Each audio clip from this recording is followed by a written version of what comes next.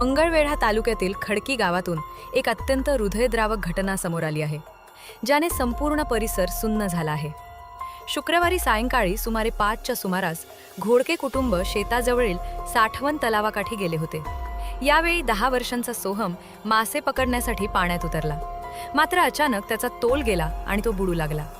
आपल्या लहान भावाला वाचवण्यासाठी 12 वर्षांची श्रेया क्षणाचाही विलंब न लावता पाण्यात उडी घेतली, पण पाण्याचा खोलीचा अंदाज न आल्याने तीही अडकली आणि दोघेही जीव वाचवण्यासाठी झगडू लागले। ही हृदय पिळवटून टाकणारी घटना आपल्या डोळ्यांसमोर घडताना पाहून आई वैशाली घोडके यांनी कोणताही विचार न करता तलावात उडी घेतली।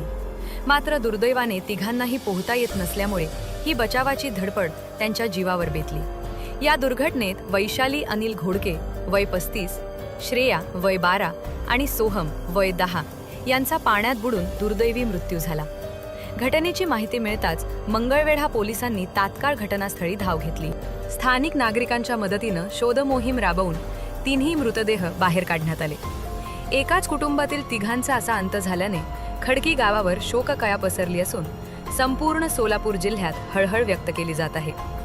ही घटना प्रत्येकासाठी धडा ठरणारी असून पाण्याजवळ जाताना आवश्यक ती काळजी घेणे किती गरजेचे आहे याची जाणीव पुन्हा एकदा करून देणारी आहे।